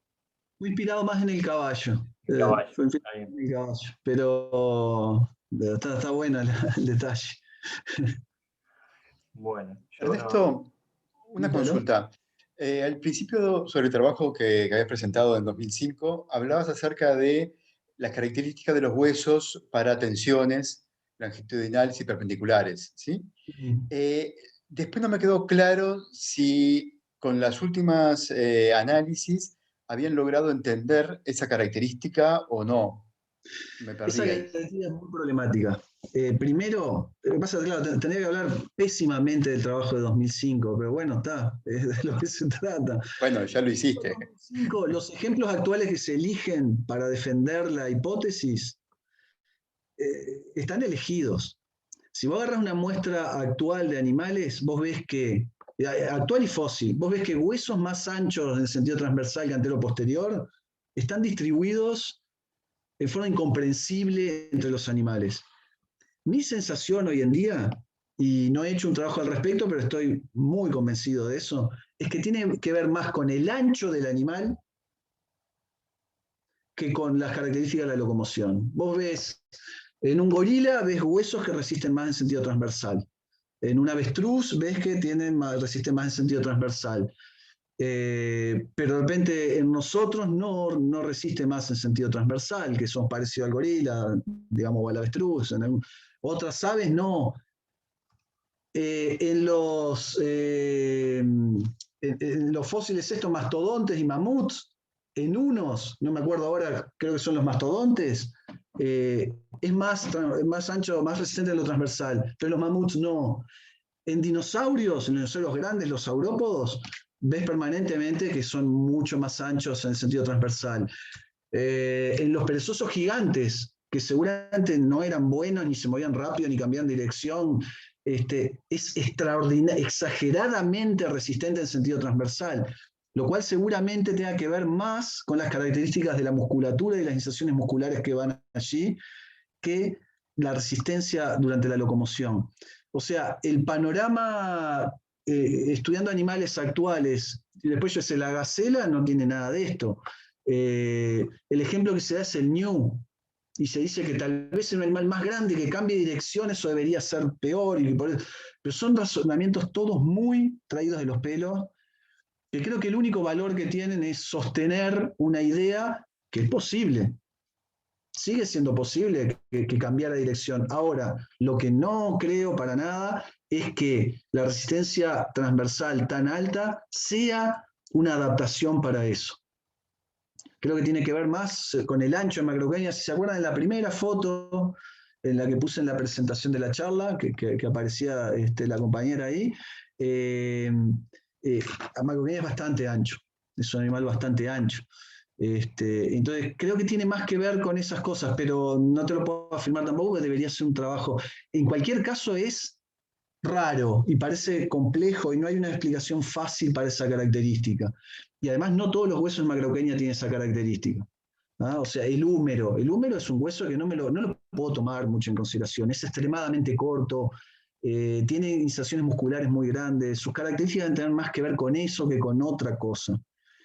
En este último trabajo, entonces, no se metieron en ese tema, que se habían metido en el trabajo hace 20 años. No porque es independiente, o sea, podría haber cambiado de dirección bien. Tiene algunas características que le permiten, lo de tener 3 dedos ayuda. O sea, es un ungulado que retiene, digamos, 3 dedos, que no hace una reducción, lo que preguntaba el compañero Martín también, de las huellas habría tener un apoyo digitígrado, o sea, no tan extremo como el de un caballo, en el sentido de maximizar la longitud de la pierna. Y eso puede ser útil para cambiar de dirección, por ejemplo, en forma... Entonces puede ser que cambiaría de dirección. Digamos, no estoy diciendo que haya argumentos en contra de esa propuesta paleobiológica. Lo que digo es que los argumentos a favor fallan en su concepción. Fallan desde el punto de vista biomecánico y fallan desde el punto de vista de lo que normalmente se hace en biología, que es la comparación con animales actuales y aplicar un modelo que funcione en animales actuales. Siempre que vos haces estas cosas, haces un modelo nuevo, ahora estamos haciendo unos trabajos en ese sentido, vos deberías aplicarlo a un animal actual y ver qué pasa. ¿No? O sea, tendrías que aplicar el modelo al animal actual. O sea, si hago un modelo de cálculo de velocidad y me da tal cosa, tengo que ver si a un animal actual lo puedo predecir bien. Si hago un modelo de que la posición del cuello de un animal es horizontal, tengo que ver si una jirafa, si un camello, también lo logro describir bien. Y en este caso, cuando intento ir con esta idea de animales actuales, no lo logro describir bien. Del gorila no se dice nada en ese artículo, o de otros animales que tienen... Se elige el ejemplo del ñu. Yo qué sé, es un trabajo, digamos, desde ese punto de vista muy frágil, lo cual no quiere decir que, digamos, nosotros, como decís vos, no nos metemos con eso. Mencionamos esa hipótesis como una hipótesis paleobiológica que existe y queremos seguir adelante, ¿no? Bien, por cierto, ya que estoy, una pregunta sobre otro tema. Cuando mostrabas las relaciones entre, creo que era A1 y B1, los tiempos de fuerzas para atrás y para adelante en las patas traseras y delanteras, ¿sí? ¿Y cómo sería esa relación para un ser humano o para un bípedo? ¿Sería simétrica? Es prácticamente simétrico, sí. Me imaginé que Sí, sí, sí. en promedio, entre todas las patas, si vos te mueves a velocidad constante, tendrías que tener una cierta simetría. La Sí, total. asimetría se da entre atrás y adelante, con lo cual un bípedo debería ser simétrico. Exacto, totalmente. Los cuadrúpedos es por el tema de que puedes tener el centro de masa más corrido hacia adelante que para atrás. Entonces, para que no rote, digamos, para que no se vaya como rotando cada vez que hace un ciclo de carrera, tú vas a tener un equilibrio entre los torques a lo largo de un ciclo, ¿no? Si se gira un poquito siempre tiene que girarse compensando. Y entonces, a partir de esos razonamientos, digamos, de que las fuerzas y los efectos de la fuerza y los torques a lo largo de un ciclo tienen que anularse, es que sale todo esto. ¿Tá? De que si hay un sesgo de propulsión muy chico adelante, tiene que ser más grande atrás, y si el peso está más adelante que atrás, pasan estas cosas. Todo se deduce de ahí, es relativamente sencillo. Y vale para cuadrúpedos, como bien decís. En el caso de un bípedo, todo esto tiene que ser simétrico. De hecho, eso es una virtud también para el canguro a la hora de ahorrar energía elástica y también para nosotros, ¿no? Sí, sí.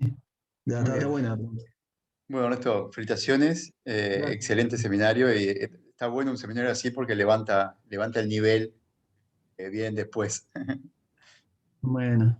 Va a estar lindo. Yo tengo una pregunta, perdón. Ligüen, ¿qué tal? Florencia soy. Ah, perdón. He visto que Ligüen con la mano ahí. Exacto, cuando empezó a hablar Florencia, justo Ligüen levantó la mano. Dale. Después pasamos a Ligüen. No, creo que más o menos va a ser la misma respuesta que le diste a Ítalo, pero me quedé pensando también en esta particularidad de los huesos y cuánto tiene que ver la geografía en la que se mueve el animal, porque cuando hiciste la comparación con el guanaco, me imaginé que podía haber algo, por ejemplo, que se mueve en piedras o en pendientes muy grandes. Entonces, eso es muy interesante, eso no lo pensamos. Son de esas cosas, ¿no? que están buenas, de seguir para adelante y seguir pensando. No consideramos, por ejemplo, la locomoción en subida o en bajada, ¿no? Podría ser que cuando uno se ponga a pensar, estas adaptaciones impliquen algo de eso. Por ejemplo, tal vez en bajada, si es un animal que tiene que bajar moviéndose a alta velocidad, pasen cosas parecidas a esto del cuello en posición horizontal. Claro. Es un problema para pensar.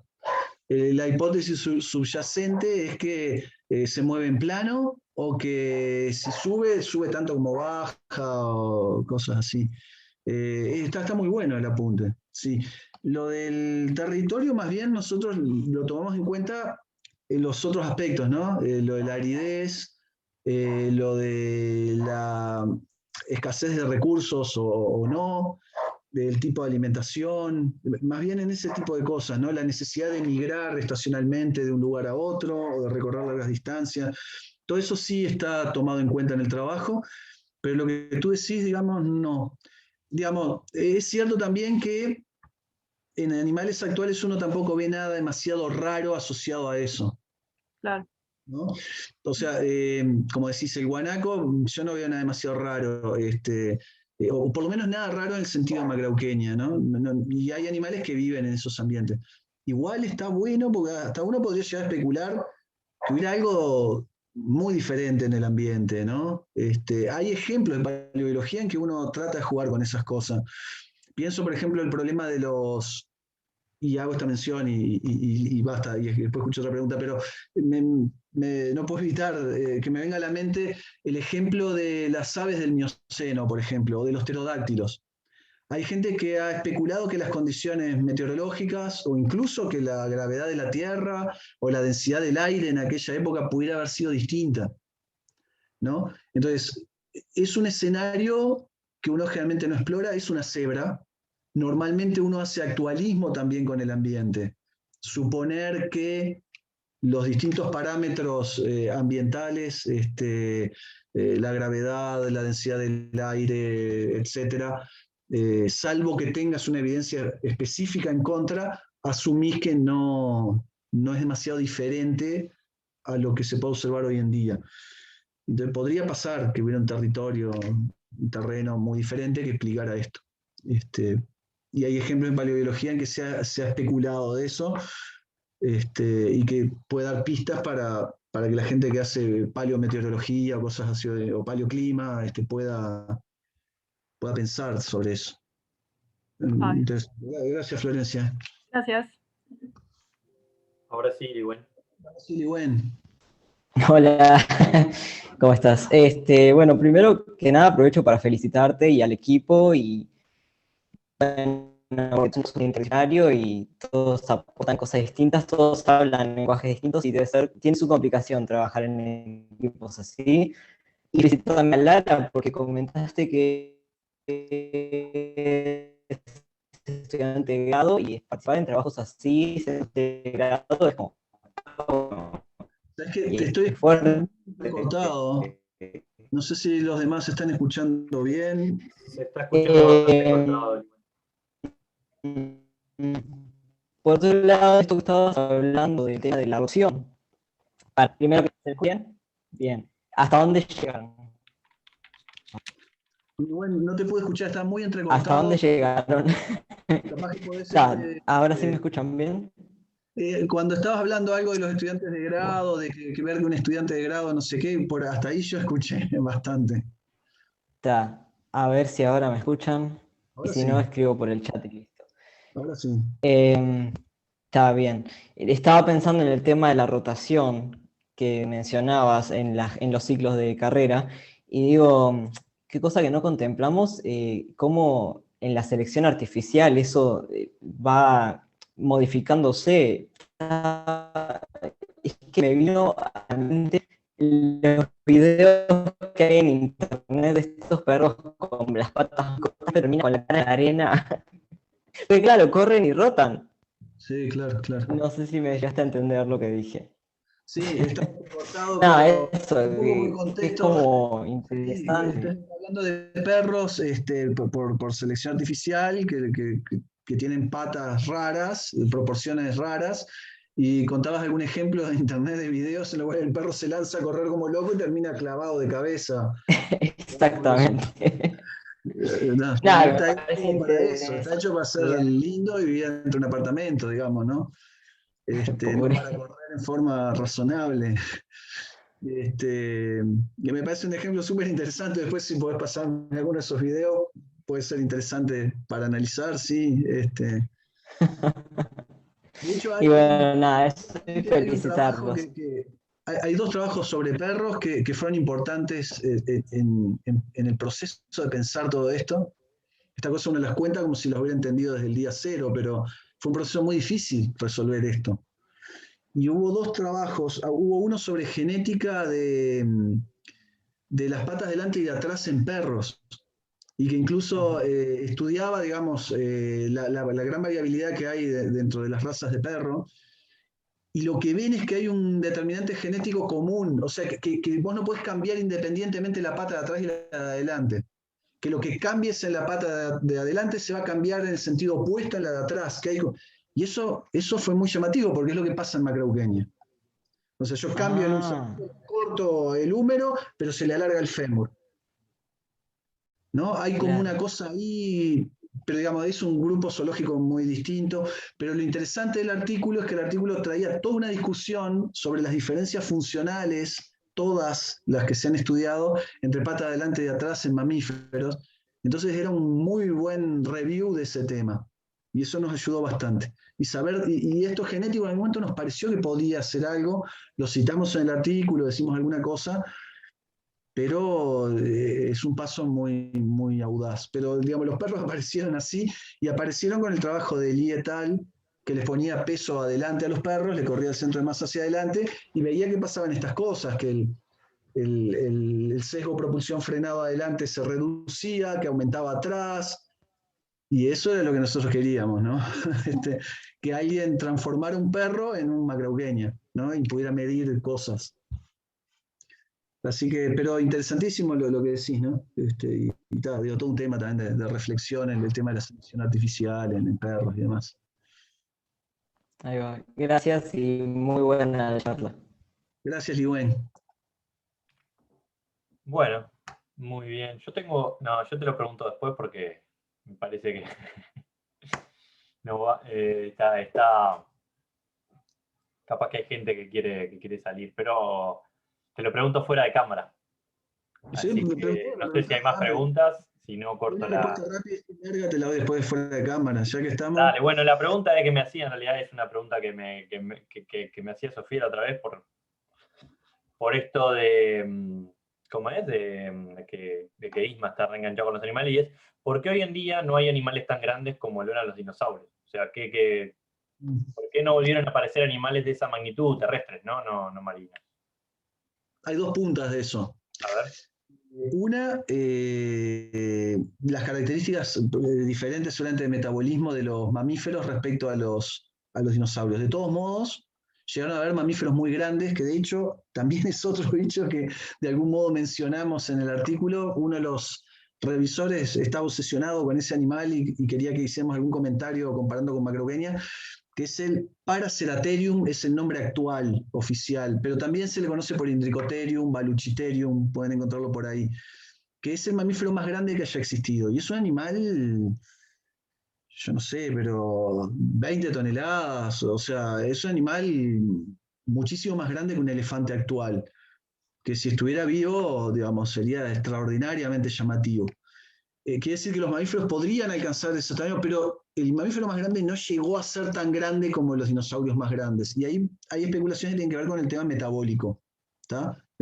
Como punta para después eventualmente seguir hablando de esto. Lo otro es que toda esta megafauna se extinguió en tiempos, te diría, históricos. O sea, todos estos animales de los que estamos hablando convivieron con seres humanos. Y se piensa que el ser humano tuvo un impacto en eso. Pero digamos, los animales más grandes que hay hoy en Sudamérica, no sé, creo que el mamífero más grande es el tapir, ¿no? Digamos, autóctono, ¿no? Salvaje. Y sin embargo, en esa época había animales de más de 1 tonelada, lleno. Estaba acá gliptodontes, estaban muñequitos para Isma después, prestarle alguno. Gliptodontes, mastodontes, macrauchenias, toxodontes, animales de tamaño de un rinoceronte. O sea, había animales mucho más grandes. Y es posible que el ser humano tenga mucho que ver con eso. Convivir con animales grandes es complejo. Se ve en África también hoy en día. O sea, un animal grande te puede arrasar una plantación si es un herbívoro. Es muy peligroso si es un carnívoro. Yo creo que los seres humanos no, directa o indirectamente, no han tolerado eso, ¿no? Y esa puede ser una explicación. Pero a su vez, aunque no sea así, podría ser que los mamíferos de por sí tengan una limitación de tamaño mayor que los dinosaurios. Y después hay locuras, pero que son muy especulativas, y ustedes como físicos capaz que pueden pensar cosas mucho mejores de las que se vienen pensando desde la biología, como esto de que la gravedad puede haber sido distinta en otro momento, digamos, que surgen como ideas desde la biología para explicar eso, pero que no me parece tener un sustento físico razonable ni geológico, digamos, ¿no? Bien. Bueno, gracias. No, por favor. Raúl levantó la mano, no sé.